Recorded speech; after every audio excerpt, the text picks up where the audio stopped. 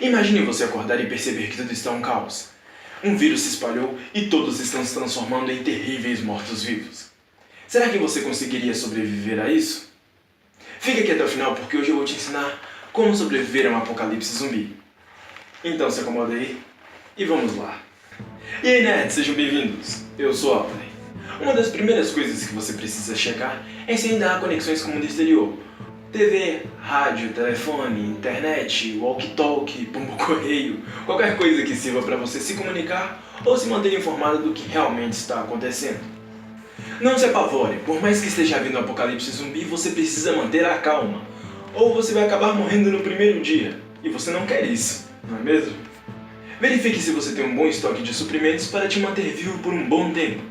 Você não sabe quando isso vai acabar. Eu estou falando de um estoque com remédios, comida enlatada, lanternas, pilhas e algo para se defender, como facões. Evite armas de fogo, elas são muito barulhentas. Você não vai querer chamar muita atenção.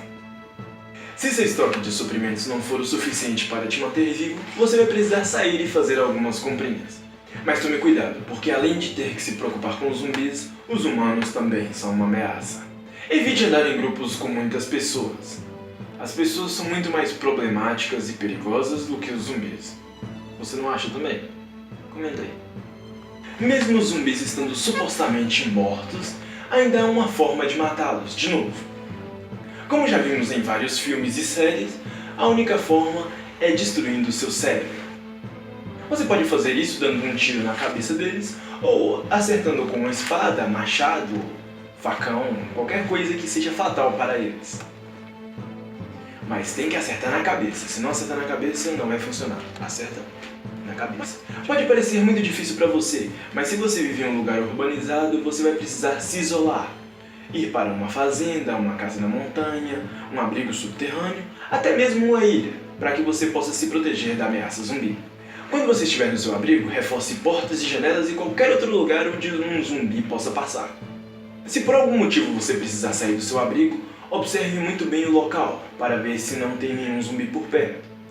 E quando sair, ande em lugares abertos, assim você não corre o risco de ficar encurralado por eles. Você não vai querer ser devorado por eles. Comenta aí embaixo se faltou alguma coisa de importante nesse vídeo. Assistam os vídeos que estão aqui no card, eu acho que é aqui no card, que eu falei sobre filmes e séries de zumbi. Tem vários vídeos aqui na tela que eu tenho certeza que você vai gostar. Desce aí embaixo, se inscreve, deixa seu like, ativa o sininho para receber os vídeos novos. Muito obrigado por assistir até aqui. Eu te vejo no meu próximo vídeo. Então é só isso. Fui!